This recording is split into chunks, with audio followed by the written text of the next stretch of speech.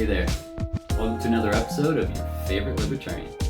First, let's talk about what this video is not going to be. This video is not going to be an in-depth beam comparison video.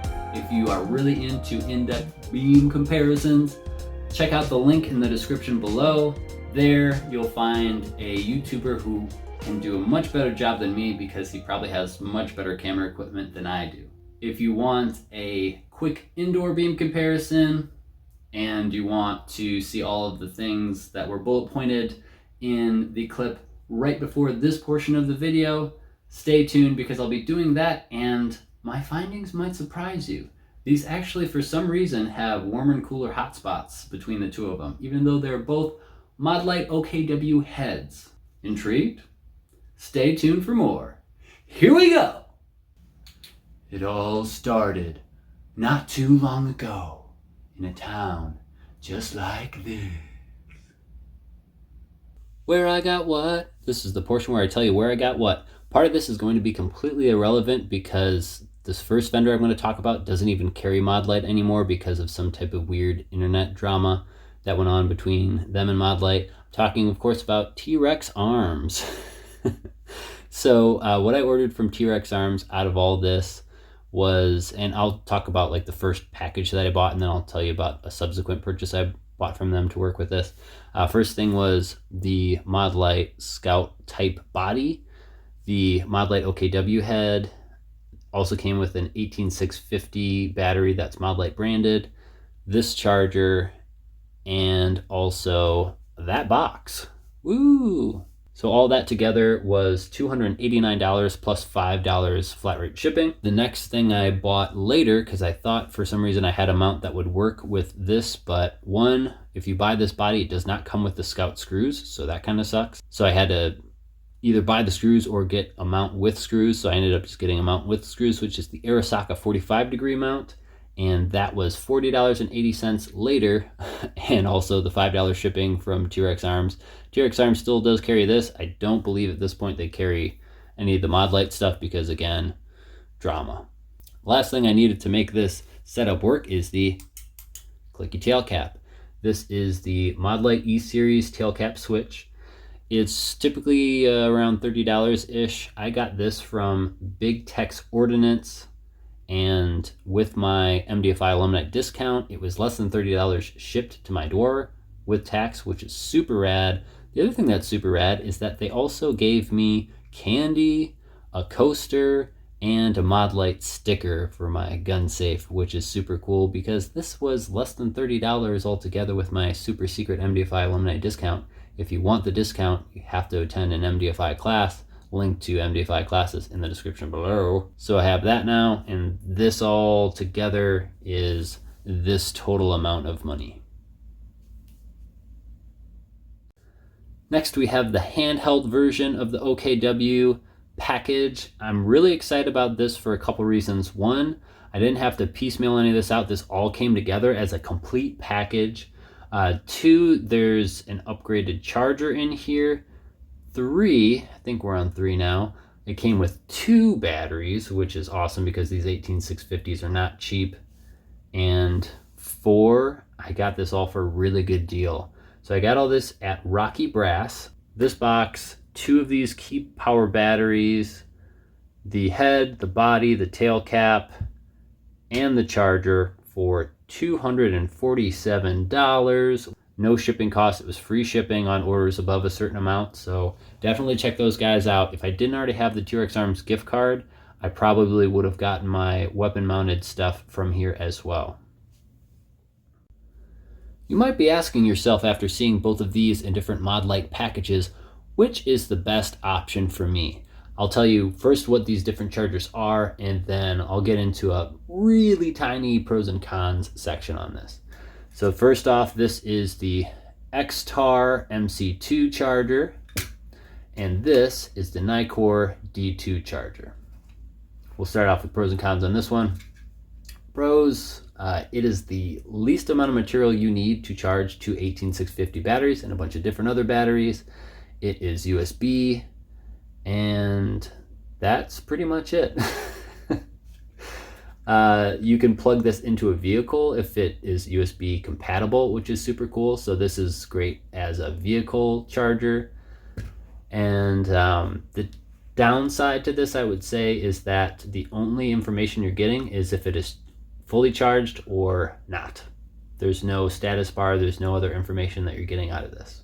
And the other con is that this does not plug into a wall unless you're super fancy and you have USB ports in your walls.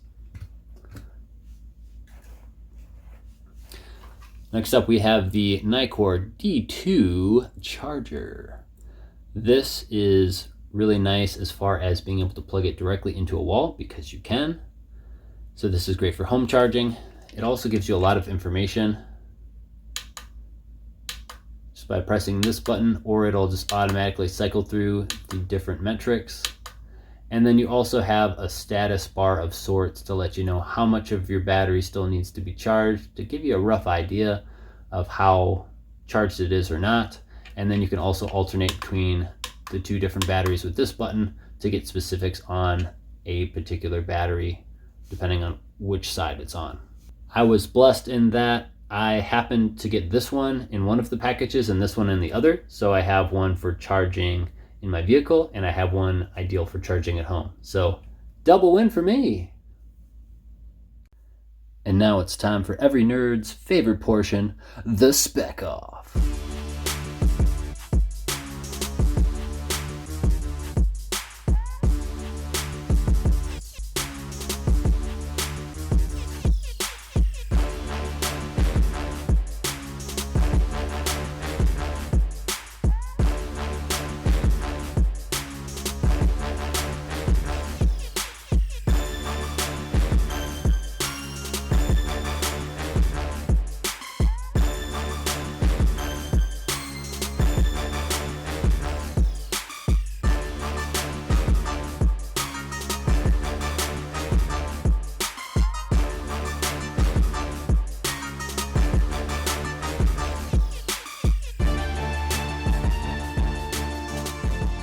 Let's talk about the things I like about this weapon-mounted OKW setup. I really like the tail cap. One, I just think it looks cool. Two, it's functional in that you have a bit of a guard here, so you're not going to accidentally press it. But then the tail cap itself is really sensitive when it comes to momentary on. I'm barely touching it. Momentary on. And then when you click it all the way on, it's a tactile and audible click, and it works really well. I've never had a problem where I've thought I've clicked it and it didn't click. The body is as minimal as it can be for being a scout mount body while being able to fit an 18650 in there. So that's great, no complaints there. The head is the OKW head, so of course you're going to have 69,000 candela, tons of throw, so you're going to be able to reach out and see targets very far away and positively identify further, which is great if this is on any type of a long gun or rifle calibered pistol. And you're still going to have usable flood in low light, close quarters conditions with 680 lumens. Now to the mount itself, this isn't a knock on Arasaka by any means. It's kind of just what you have to deal with when you have a scout body and you have to have a separate mount. I was spoiled a little bit with the Surefire dual fuel, where it had the integral mount swivel system that was integrated into the body of the light. That you could get super, super close to the rail. This not so much, but the pro to that is that you don't have to worry about scratching up your head or having it bind up when you're taking it off or putting it back on to replace the battery. So there's that. Modlite everything. Modlite everything. I'm already anticipating the comments. Where are your witness marks? Why is this not witness marked and Loctited, etc.? First of all, relax.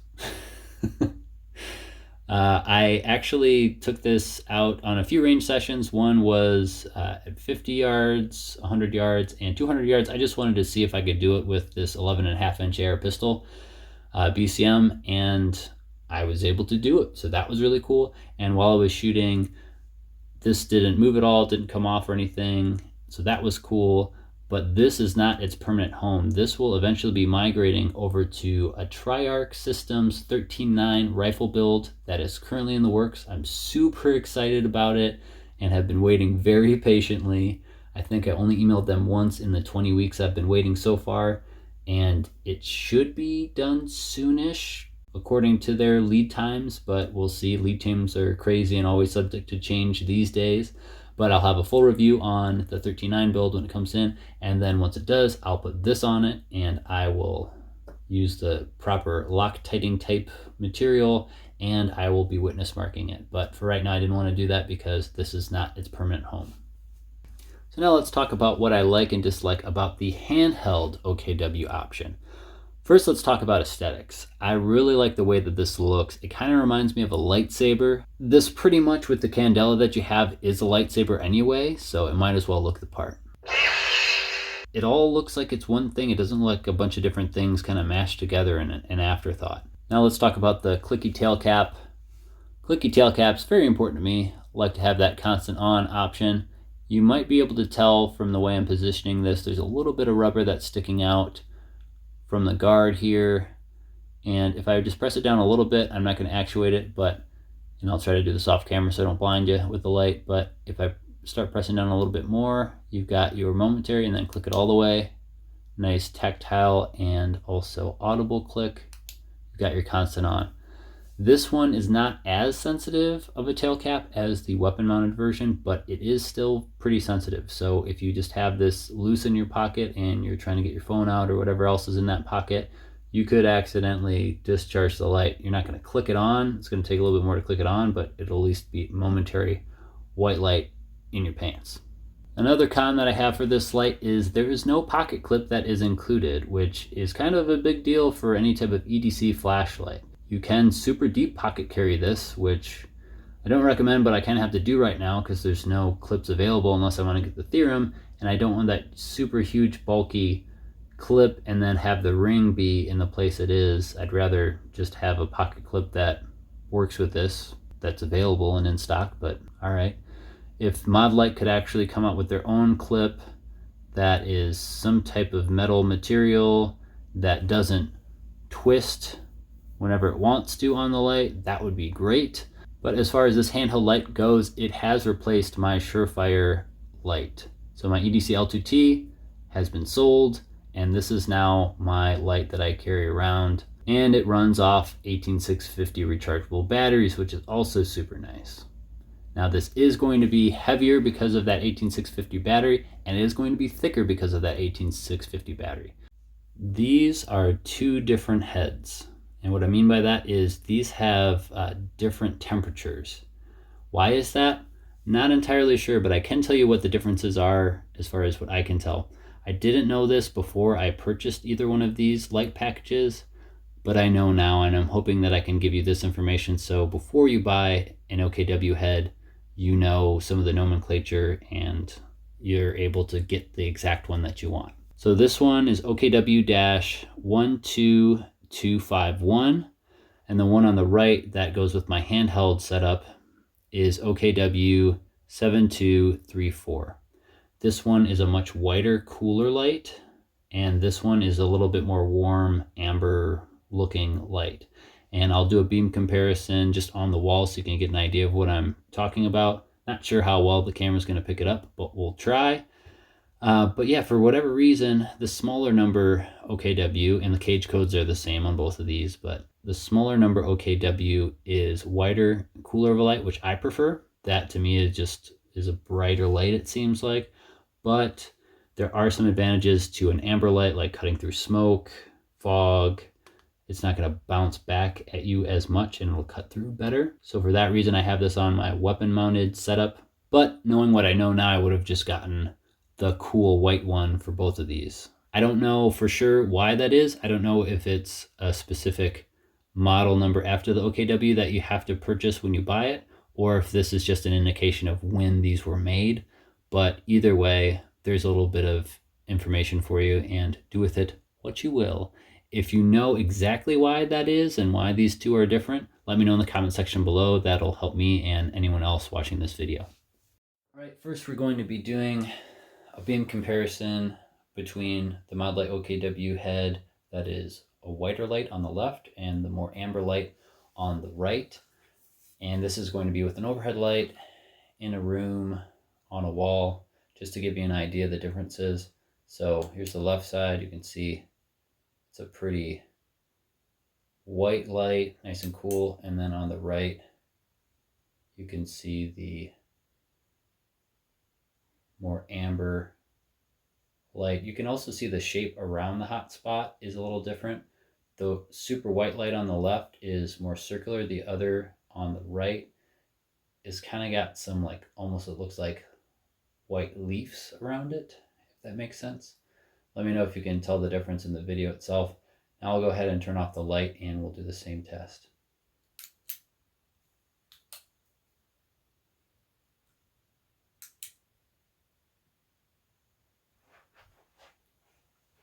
I'm gonna try to back up as well to give you guys an idea. It almost looks like the hot spot is much thicker on the right hand side, but that's just because the softer color is making it look bigger. The hot spot is much more pronounced on the left side with the cooler light than it is on the right. Hope this comes out on camera, but it's the best I can do with what I'm working with right now. Final thoughts. Excuse the thunderstorm in the background. What do I think about the weapon mounted light first as far as final thoughts go? Well, aesthetically, I'm all about those aesthetics. I really like the look of this. I like the coloration of this. And as far as functionality goes, big fan of the clicky tail cap, you know that. I've got no complaints really about the mount itself, but how far the light sits off of the rail is something I wish I could change without having to buy a Surefire dual fuel, take off the head, take off the tail cap, put the body on, and have that swivel mount so it could be really super close to the rail. It'd be great if Modlite came out with the same type of thing, essentially just like carbon copied what Surefire did, but just have it be all Modlite branded and coloration. That would be fantastic. But otherwise, no complaints about the brightness of the light, the throw of the light, the battery life of the light, the charging system, all that stuff I am a huge fan of as far as the weapon mounted light goes for the OKW. Moving on to the handheld final thoughts. Final thoughts on the handheld version of the Modlite OKW. I like a lot of things about this. I obviously like the output. We talked about that already. The styling, the coloration, the clicky tail cap, and the battery that it works off of, which in this case this is the long body and it works off of the 18650 battery. Really like that battery, really like the runtime. So there's a lot of things that this handheld has going for it. Where it falls short, in my opinion, is the lack of a factory non-rotating pocket clip. If it had that, I would say this would be the ideal handheld, high-powered flashlight. Keep in mind with these final thoughts that they're not long-term impressions. I've had both of these lights for a few months now. Not a lot of time, not a lot of mileage. Haven't taken either of these through any classes yet. So once I do that, that's typically the best way I can, where I'm at in my financial situation and also where I'm geographically located. That's really the best way that I can test out gear, is running it through classes and doing drills with it.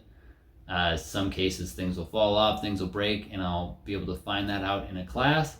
But I'm not a torture test type of guy as far as that type of YouTube content. That's not really what I do, nor do I want to treat my stuff that way. These are just initial findings. I will do a longer term review on both of these lights after running these through some classes, but that will be something you'll have to stay tuned for, because as of right now, I've only owned these for a few months. Well, that's going to do it for us here at your favorite Libertarian Studios on the Modlite OKW weapon mounted option and the handheld option. If you have any questions or comments, comment your comments in the comment section below. If you like this video, hit the button that looks like this, and feel free to share it with everyone you know and as many total strangers as possible. If you'd like to help me buy more Key Power Modlite batteries, click that Patreon link below. Don't forget to subscribe for more freedom-based content, And as always, thanks for watching. Stay free. God bless.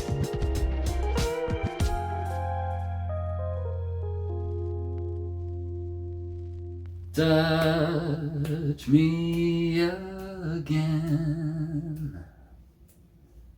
This is the end. Here we go, here we go, here we go. 1, nothing wrong with me. 2, nothing wrong with me. 3, nothing wrong with me. 4, nothing wrong with me. 5, something's got to give. Something's got to give. Something's got to give. Whoa,